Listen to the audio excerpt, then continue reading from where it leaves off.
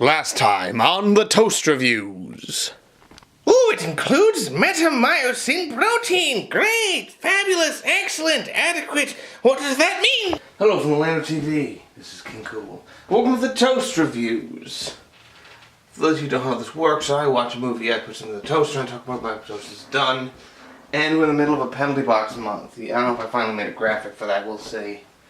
And today I drew out of the penalty box Delta Farce. And today we have regular toast in the toaster. So here we go. Okay, I have a lot to say about this movie. Any of you guys watch Brickleberry? I saw a couple of episodes of that show, and here's the thing. I at least believe with Brickleberry, the offensive humor that they're trying to do comes from a real, like, it comes from an idea. It's like, we want, even if it's the fact that we want to make this offensive, or we don't care if this is offensive, but at least a recognition of what those things are. I don't think the people who made Delta Farce get that some of the things that they're saying are offensive. Like, okay, it's about three schlubs who get sent off to Iraq as they're reservists, and I think they didn't get sent out just because they're schlubs. And also they're, you know, like, pretty much all of them are like mean jerks and sociopaths and other such things. You know, all three of them think you guys all have wacky, stupid behavioral problems. So they send him out to what they think is Iraq. Turns out it's Mexico. That's one of the big gags. And I'm like, okay, that's sort of intriguing. Do sort of a double reversal.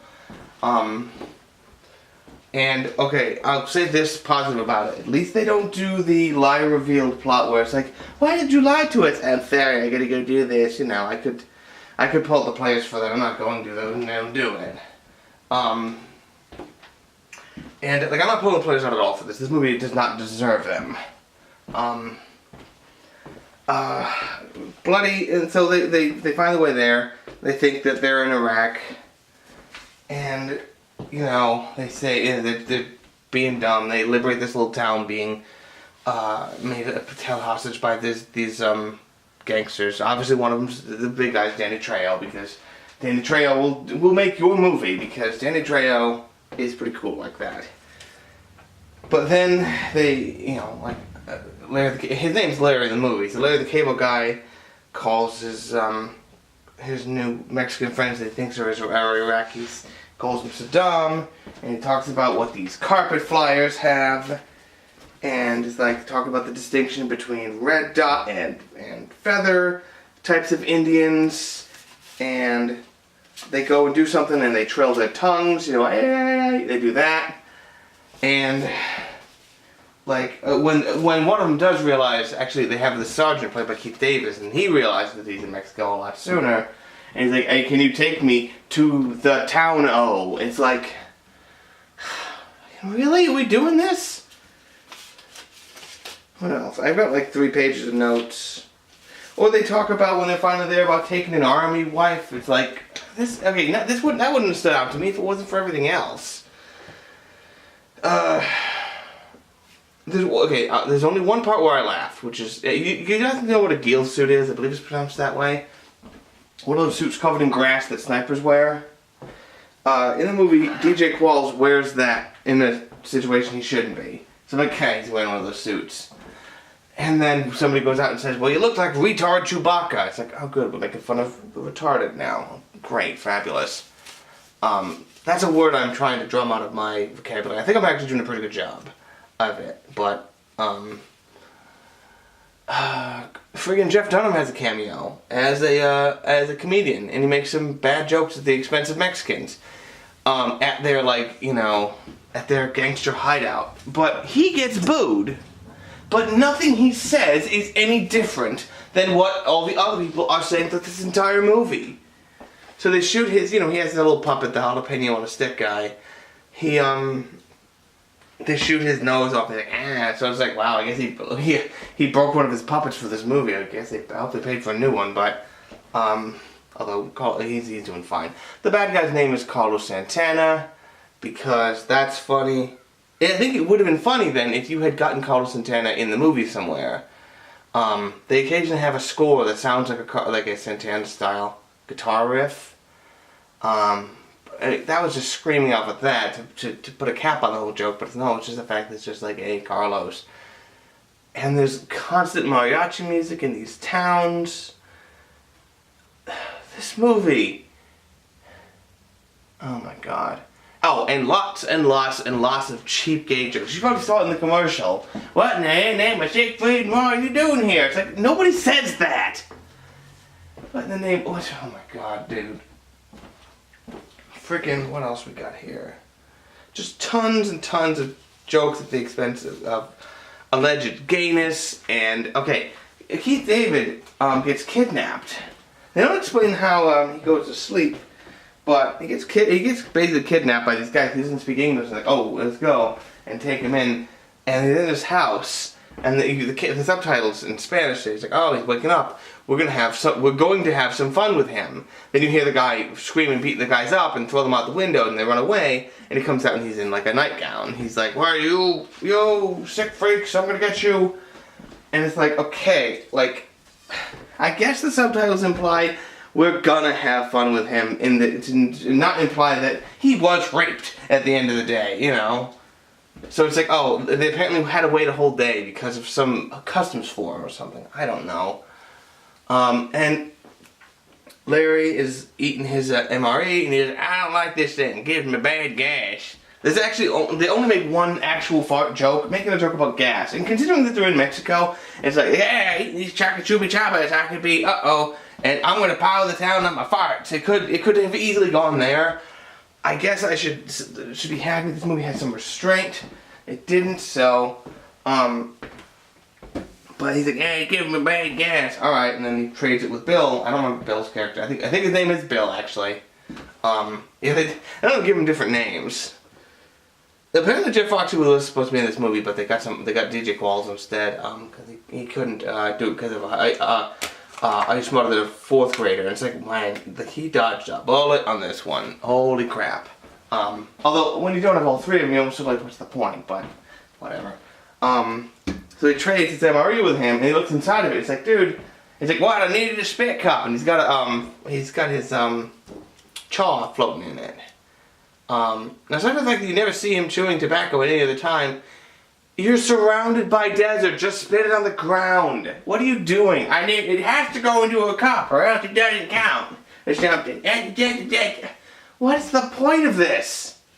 Like, these characters are not characters. They move from one gag to another, and just trying to strangle laughs out of this material. And, like, I normally wouldn't focus on the offensive language and behavior, but okay, and I don't generally react to stuff like that. I'm just like, alright, like, I get it, you know. Like I said, I was able to watch Brickleberry a little bit without being like, I heard some people say this is like the worst show on TV. I'm like, I'm not so sure about that, but alright, I mean, I can sympathize.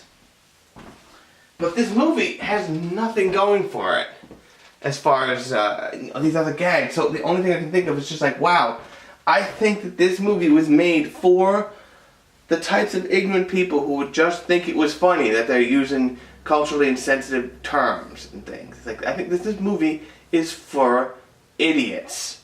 Real, culturally dead idiots. Do I have any other notes? That's a phone number I don't need anymore, no.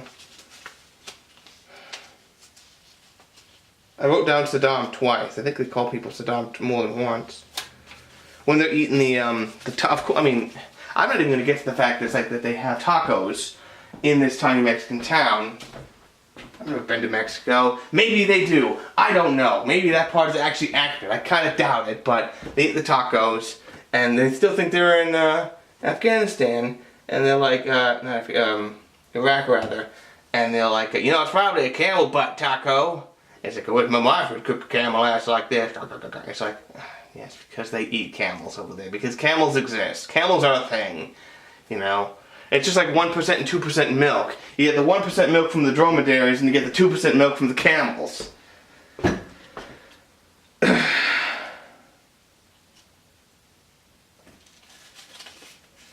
They also sing. Every time we have to do a karaoke, I wrote karaoke down. Every time I do karaoke, does it have to be "I Will Survive"? It should be sort of funny hearing Danny Trejo sing "I Will Survive," but for some reason I'm just sitting there like, this isn't funny. Oh yeah, and they have a lucha ring that people wrestle in.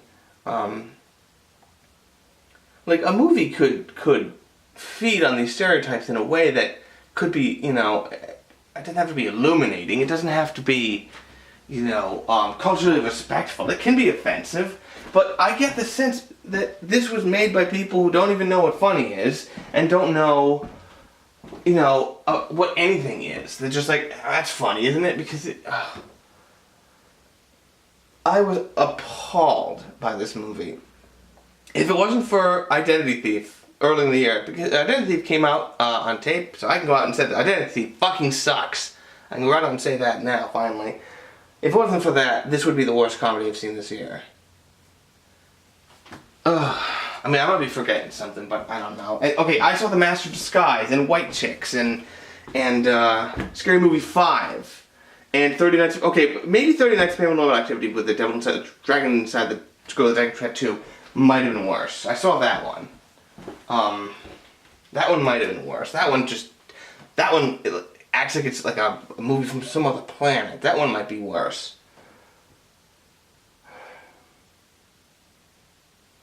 I got nothing. I'm like, ugh. This is appalling. Under no circumstances should you watch this. What's going to be coming up for next week? I don't know.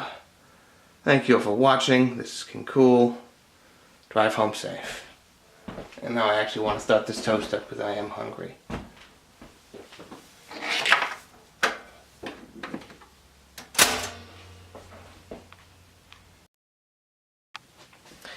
And now the final entry in Penalty Box Month. Bought the scissors this time. Come on.